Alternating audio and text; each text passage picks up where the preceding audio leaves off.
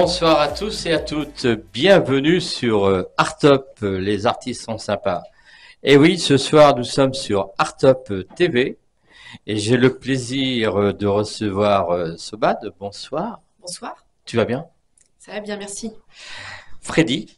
Bonsoir. Bonsoir Freddy. Alibi Montana. Bonsoir Alibi. Bon Daniel, bonsoir à toi et à tous Tu vas ceux qui bien? me regardent. Toujours. Ouais. Qui c'est qui a le track là? Personne? Personne. Même toi, t'as pas le track? Non, ça va, je suis Bon, plutôt à bah l'aise. super. Il n'y a pas de tracker ici. Bon, alors, tous les deux, vous êtes là ce soir parce que le 20 avril 2024, il y a la première édition du festival et prix de la littérature urbaine à la Gaîté Lyrique qui va se passer au Paris 3e, 3 bis rue Papin à partir de 11 heures. Alors, qui c'est qui peut nous en parler? Comment va se dérouler cette belle journée? On va laisser honneur Allez, à Sova. honneur Honneur aux femmes. aux femmes. On est des gentlemen ici. Ah bah écoutez, j'en profite alors. Donc effectivement, c'est la première édition du Festival des littératures urbaines, cofondée, on va dire, par Freddy, ici présent, et Zachary. Je suis conviée évidemment à l'événement et j'en suis ravie. J'ai été honorée. Il y a une rencontre qui a été initiée par rapport à ce festival. J'ai répondu présente. Donc on a évidemment, on est à J-7, on va dire J-1 semaine de l'événement. Il y a une très belle sélection au niveau des livres, des auteurs et des autrices qui vont nous accompagner et évidemment une remise de prix qui aura lieu en fin de journée, notamment avec une dictée géante qui sera évidemment relayée avec Rachid Santaki pour cet événement-là. Voilà ce que je peux dire en tout cas pour cet événement dans le global. Je vais laisser Freddy peut-être parler peut-être de cette rencontre et du festival par rapport à l'idée, la première idée qui était venue sur cet événement. En fait, merci Sova pour cette passe décisive. Donc nous, on a initié ça avec Zacharia Roussi, qui est co-auteur du livre Quartier de combat, et moi-même qui a écrit un livre qui s'appelle Itinéraire bis. Donc on a créé cette association qui s'appelle Quartier bis de la littérature. On a fait une fusion entre nos deux titres de livres, lui Quartier de combat et moi Itinéraire bis, pour créer Quartier bis de la littérature.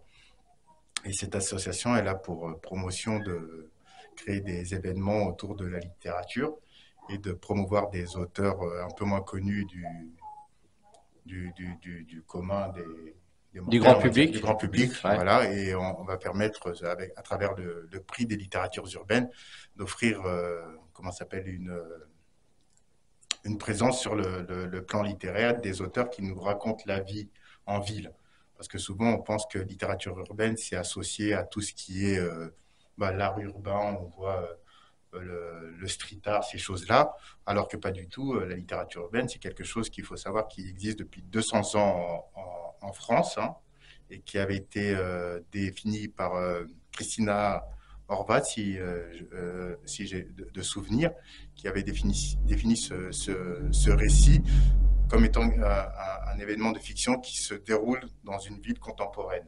Donc, la plupart des auteurs que nous avons primés sur cette première sélection nous présentent la vie en ville et on a jugé bon de pouvoir leur donner la visibilité qu'ils méritent parce que souvent les villes sont construites avec des univers qui nous sont proches, mais souvent on n'a pas, comment ça s'appelle, en mémoire de se dire que voilà, aujourd'hui la ville elle existe sous cette forme-là, hier elle existait sous une autre forme, et la raconter dans un temps bien défini nous permet d'avoir une captation du moment présent et des lieux qui nous sont certainement familiers pour certains et dont on oublie parfois que avec le temps ces lieux ils sont modifiés et j'ai comme exemple le livre que tout le monde connaît, Les Misérables de Victor Hugo, qui hier nous racontait le Bosquet des années, je ne sais plus quelle période, hein, de 1800 ou 1900, et le Bosquet d'aujourd'hui avec le film de la Gili. C'est un décor qui a complètement changé dans le temps et au travers duquel, même avec les personnages, qui nous permet de savoir qu'est-ce qu'étaient les bosquets du temps de Victor Hugo et que sont devenus les bosquets avec les personnages de l'Adjili.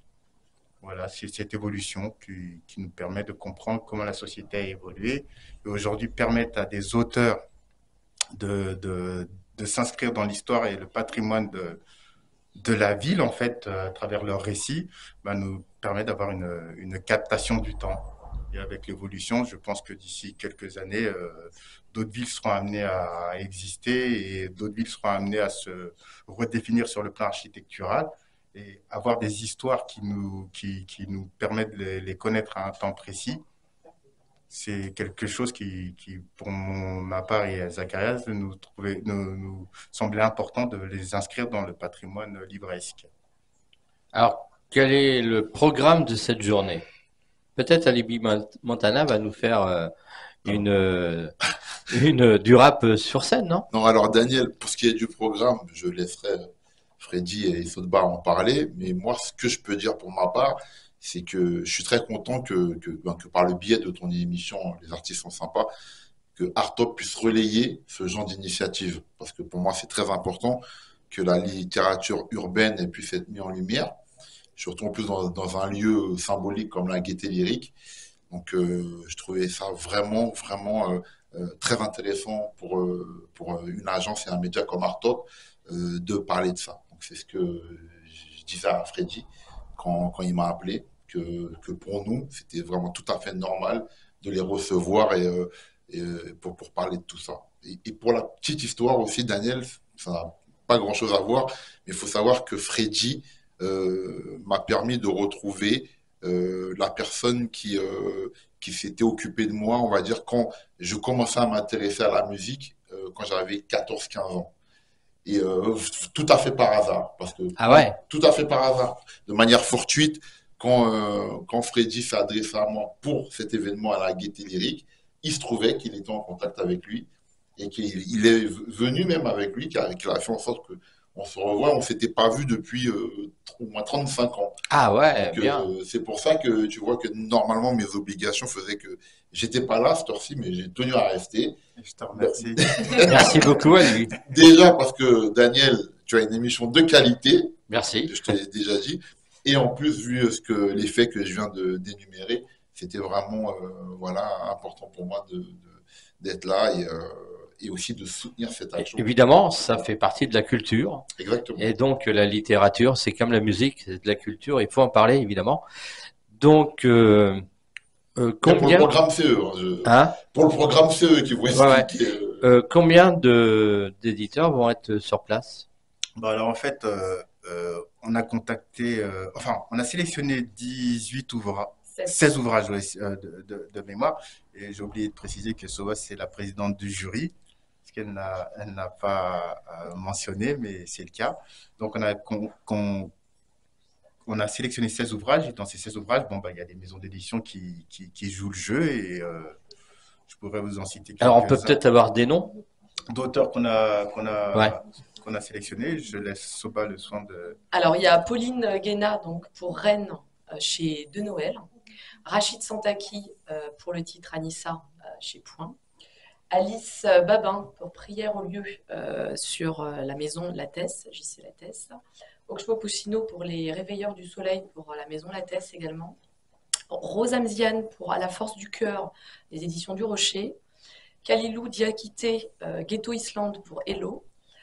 Diati Diallo pour 2 secondes d'air qui brûle pour les éditions du Seuil. Mabrouk Rachedi, Tous les mots qu'on ne s'est pas dit, les éditions Grasset. Faiza Ghen, La discrétion, les éditions Plomb. César Quinté, Confession d'un connard, auto-édition, il a auto-édité. Olivia El Kaïm, Fille de Tunis, les éditions Stock. Alexandre Kaufmann, Un homme dangereux, chez La Goutte d'Or. Estelle Sarabul, Les fantômes d'Issa, École des loisirs. Doumatra, quai numéro 7, nombre 7 pour la maison d'édition. Et Mariam Majidi, donc pour que je ne m'aime encore, donc les éditions Point. Et Aurélien Bélanger pour le Grand Paris, les éditions Gallimard. Donc ça fait 16 titres.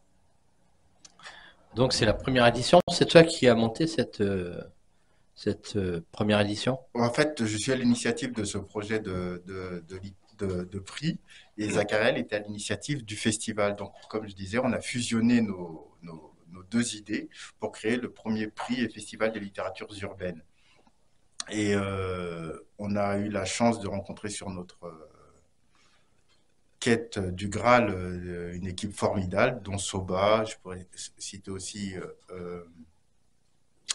qui c'est que j'ai sous les yeux, Toufik Valipuram, Maïwen de Villepin. J'ai tellement de noms que ça, comme ça. Puis on a toujours peur d'oublier des gens donc, qui ont aidé, qui ont contribué fortement à la création.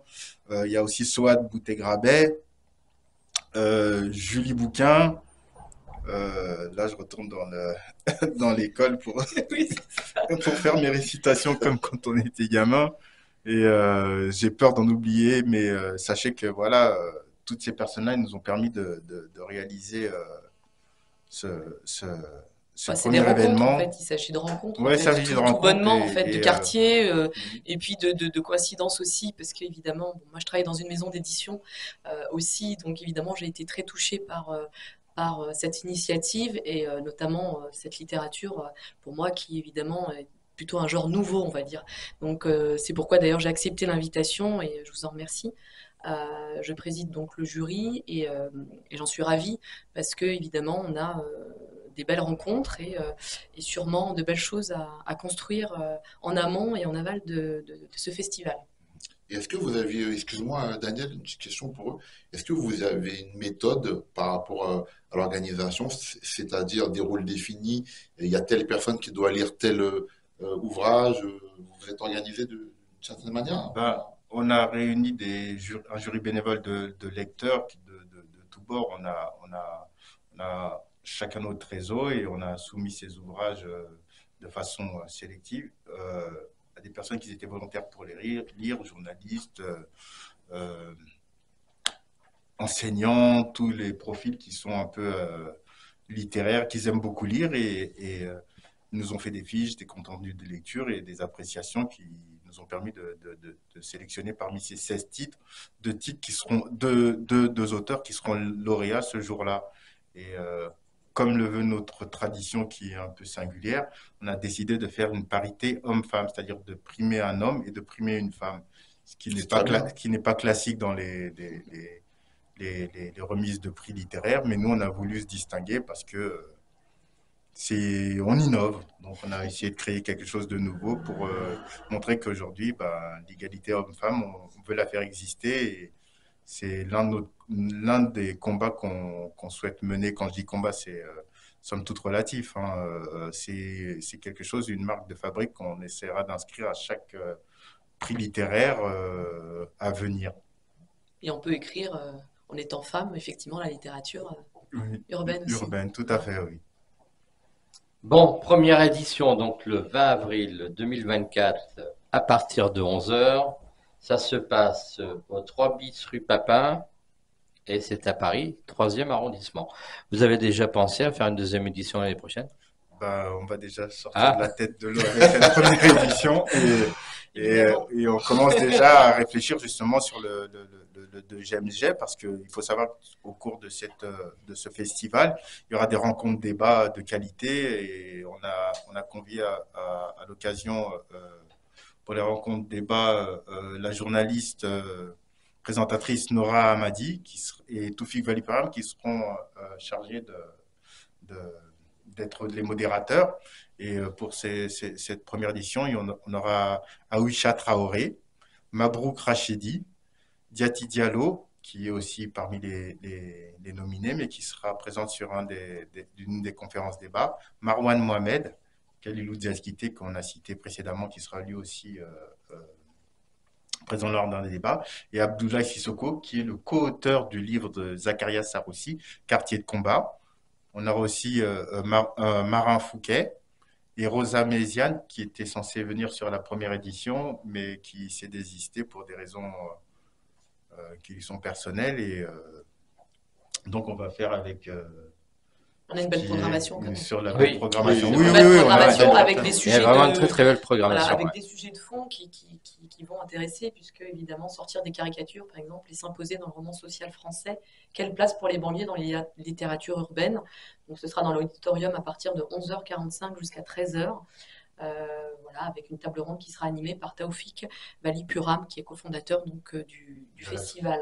Voilà, on a également dans l'auditorium à partir de 14h jusqu'à 15h15 pour faire société et littérature urbaine du XXIe siècle, doivent-elles succéder à Hugo et Zola à l'école? Voilà, c'est des sujets assez intéressants évidemment qu'on va aborder avec nos auteurs qui seront également présents. Et puis alors, très intéressant, à 15h30, il y a au premier étage, il y aura une dictée géante. Et oui, tout à fait, Voilà. avec Rachid évidemment le Santaki. talentueux Rachid Santaki, Qui fait ça depuis très qui fait longtemps. ça depuis Ouais. longtemps. Et là, Remarquable. il finissait son, comment ça s'appelle? Il en a fait une juste la semaine dernière, si je ne m'abuse. Oui, oui, au festival Au de Festival de du Paris, Livre de à Paris, côté oui, de la Tour à Eiffel. côté de la Tour effectivement. Eiffel. Donc voilà, il nous fait l'honneur de faire aussi La capacité, c'est combien de personnes là-bas? La Gaîté Lyrique. à Gaîté Lyrique, je vous avoue que j'ai pas gardé les chiffres en tête, mais je sais que il y a suffisamment d'espace pour accueillir beaucoup de monde. Donc venez nombreux, Voilà. comme on sait pousser les murs. Et Daniel, je voudrais leur dire, vu qu'on parle de la Gaîté Lyrique, qu'ils nous disent comment on fait pour convaincre la Gaîté Lyrique d'accepter la première édition d'un événement comme ça. Parce que c'est quand même un lieu prestigieux. Voilà, comment on arrive à les convaincre d'accepter justement, parce que c'est la première édition, donc ils n'ont pas de recul et tout. Est-ce que c'était difficile? Est-ce que... Ben, j'avoue que j'étais pas dans les débats de négociation, mais mais je pense que le sujet a tout de suite interpellé les personnes qui gèrent la structure et je les remercie par ailleurs. Et ils ont compris l'intérêt que pouvait susciter ce type de festival et ce prix, et surtout pour créer un renouveau dans le paysage urbain et littéraire dans sa globalité, parce qu'il faut savoir que à travers ce prix qu'on va décerner, on va essayer aussi de ramener des gens dans la lecture et dans la littérature et dans l'écriture. Et c'est un peu un souhait, un vœu pieux que j'ai depuis un certain nombre d'années, parce que moi-même qui suis auteur d'un ouvrage et qui a connu, comment dire, du temps avant d'émerger sur la place publique. Et je trouve ça très important d'essayer de ramener les jeunes dans la lecture. Et c'est aujourd'hui un combat qu'on essaye de mener avec Zacharia et toute l'équipe Oui. de l'association Quartier Bis de la littérature pour justement remettre au goût du jour la lecture au sein de nos quartiers populaires. Et en général, et en je pense général que aussi, c'est un oui, sujet c'est- qui, je pense, qui devrait c'est être vraiment- d'ordre national. Oui. D'ailleurs. On en Pour parle essa- beaucoup. Il y a une perdition assez importante des jeunes lecteurs, et il me semble, de 15 à 19 ans, il me semble, Je pense le même Centre national du livre il me semble, selon ces chiffres. Ça devrait être même une cause nationale. Oui, parce c'est ce que je dis vraiment. Mmh. Moi, Oui, je m'en suis rendu oui. compte quand j'ai sorti mon premier livre, De la rue à la rime, avec les deux journalistes, Laurent Louis et Frédéric. Mhm. Et justement, quand j'avais fait la tournée pour ce livre à travers la France, et dans les différents endroits où il y avait les séances de dédicace, beaucoup de jeunes qui venaient. Donc, c'était des jeunes qui me connaissaient via ma musique, via mes albums, et donc qui avaient acheté mon livre, on va dire, pas vraiment pour la lecture, mais plus parce qu'ils aimaient ma musique. Et je me rendais compte que vraiment, c'était un univers qui était assez loin pour eux. Il y en a beaucoup qui me le disaient, même quand je leur dédicaçais le bouquin. Il y en a pas mal qui me disaient il y en a même qui me disaient qu'ils lisent jamais, quoi. Ah oui. Qu'ils lisent jamais de livres. Donc c'est pour ça que je pense que vraiment, c'est vraiment intéressant d'avoir fait ce premier événement et qu'il va falloir vraiment accentuer les choses dans ce sens pour pouvoir intéresser justement nos jeunes des quartiers à la lecture. Oui, et puis le sujet, je pense, s'y prête aussi. Donc évidemment, un récit autour de la ville, un sujet qui pourra amener évidemment nos jeunes lecteurs à s'y intéresser. Moi, ça m'a sensibilisée parce qu'évidemment, je suis entourée aussi de jeunes et puis aussi j'ai des enfants, donc je le vois. Il y a vraiment une perdition sur la lecture, le lectorat. au détriment du digital. Alors, est-ce qu'on peut les sensibiliser justement sur des sujets qui peuvent les intéresser, notamment la ville dans la ville, on va dire ça comme ça, qui pourra les amener à ça, et je le souhaite, et des auteurs comme évidemment Freddy, ici présent, pourra évidemment les amener. On pourra évidemment autour de ça, et indépendamment du festival, créer peut-être, pourquoi pas, des ateliers pédagogiques, des ateliers qui pourra autour de la lecture, qui pourront justement les sensibiliser et les intéresser. Donc si effectivement on s'intéresse à un auteur, à une histoire, je pense qu'on pourra les emmener. Et j'imagine qu'en tout cas, sur des sujets sociétals aussi, ça pourra s'y prêter. Et si on peut y contribuer, écoutez, on est ravis. Oui, surtout que ce matin, dans les médias, justement, on parlait des jeunes qui lisaient de moins en moins. Voilà. Donc, ce matin, si vous avez vu les médias, bah, les jeunes lisent de moins en moins, et c'est vrai que c'est toujours intéressant d'aller sur des premiers festivals et des premiers événements en littérature, et je conseille à tous les jeunes d'y aller, d'aller faire un petit tour, et puis de prendre à bras de corps, de lire des livres. Voilà. De rencontrer des auteurs. Et voilà, et de rencontrer les auteurs, et puis pourquoi pas de initier, discuter, de dialoguer, Et initier, C'est pourquoi très pas, important hein, de- c'est ça, mais dans de les toute métiers. façon, c'est de très toute important toute façon, de rencontrer un auteur. Bien sûr, parce qu'il y a des jeunes dans les quartiers, je pense, qui n'ont même pas décelé qu'ils avaient le talent pour écrire, pour Bien sûr. coucher des choses et tout. Je suis sûr qu'il y en a plein qui peuvent le faire, mais qui sont convaincus du contraire. Parce que Absolument. moi, j'ai discuté avec certains jeunes qui pensaient ça. Les rencontres, je pense que les rencontres littéraires, et puis la rencontre qui va faire que, pourquoi pas, derrière, il y aura peut-être une envie, ça, un métier, c'est ça. quelqu'un qui donnera envie, tout C'est simplement. ça. Tout à fait. Parce que ce qu'on oublie souvent, c'est que, et t'en es témoin à Libye, avant de pouvoir rapper, tes textes, tu les as écrits. Bien Donc, tu es sûr, passé par la phase écriture. tout à Et fait. si on peut imaginer l'idée de mettre bout à bout tous tes textes et avec un contexte pour pouvoir présenter la situation dans laquelle tu as écrit ton premier texte, le second, le troisième, et ainsi de suite, ça peut former un livre. Et donc, vous voyez que dans la Absolument. construction, c'est juste de l'écriture, hein, que ce soit le rappeur, que ce soit le slammer.